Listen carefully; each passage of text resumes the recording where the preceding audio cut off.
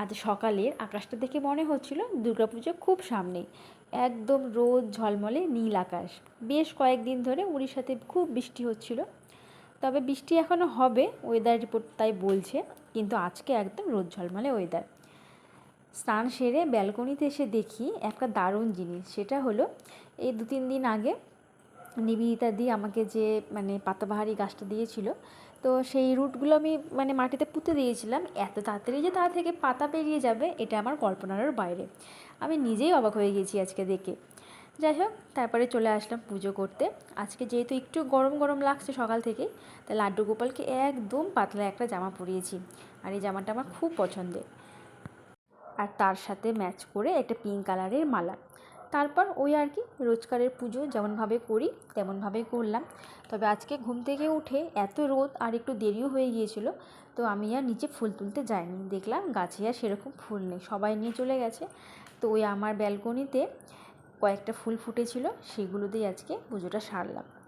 ছেলে আর বাবা এখনও ঘুমোচ্ছে, তা আমি ভাবলাম যে চা বানিয়ে আমি ব্রেকফাস্টটা করে নিই, তারপরে ওরা উঠলে ওদেরকে ব্রেকফাস্টটা দেবো।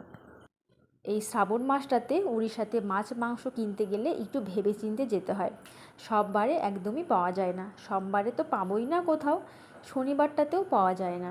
তো হাজব্যান্ড বললো গিয়ে দেখি আজকে বাজারে যদি কিছু মাছ মাংস পাই। তা আমি বললাম বেকারি যাচ্ছ, যা আছে ফ্রিজে তাই রান্না করি, মাছ মাংস আজকে মনে হয় না পাবে। তো যাই হোক, বাজারে গিয়ে ফোন করছে যে মাছ মাংসের কোনো দোকান বসেনি, শুধু সবজির দোকান।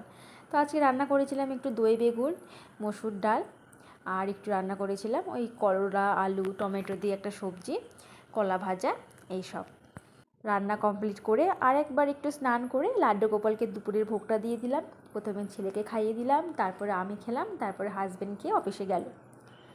দুপুরবেলা ছেলে ঘুমিয়ে পড়ার পরে আমার একটাই কাজ, ড্রয়িং রুমটাকে ভালো করে পরিষ্কার করে রাখা। কারণ সকাল থেকে ড্রয়িং রুমে তো সারাক্ষণ ছেলে খেলাধুলা করে, সমস্ত কিছু এদিক ওদিক ছড়িয়ে ছিটিয়ে থাকে। তো ওগুলো সমস্ত কিছু পরিষ্কার করে গুছিয়ে তারপরে আমি একটু রেস্ট নিলাম। বিকেলবেলা ছেলেকে টিফিনে দিয়েছিলাম সুজি।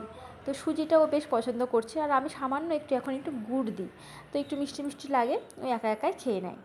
ছেলের খাওয়ার পরে একটু টুকটাক কাজ ছিল, তারপরে দেখলাম যে অনেকটাই বিকেল আছে, তাই ভাবলাম একটু নিচ থেকে ঘুরে আসি। ওই নিচে নেমে একটু হাঁটাহাঁটি করে আশেপাশে সবার সাথে একটু দেখা করে কথা বলে ফিরলাম। তারপর সন্ধ্যাবাতি দিলাম। আর লাড্ডু গোপালকে এখন তো আর বেশি ঘোরাতে নিয়ে যেতে পারি না, তাই সন্ধ্যের টাইমটাতে লাড্ডু গোপালকে একটু ব্যালকনিতে ড্রয়িং রুমটাতে একটু ঘুরিয়ে দিই। তারপরে চা খেয়ে রাতের রান্না বলতে দিনের বেলায় সমস্ত কিছু ছিল, শুধু একটু ডিমের ঝোল করেছিলাম। তো যাই হোক, আজকে ভিডিওটি এখানেই শেষ করছি। দেখা হচ্ছে পরের একটা ভিডিওতে। ভালো লাগে একটা লাইক করে দিই।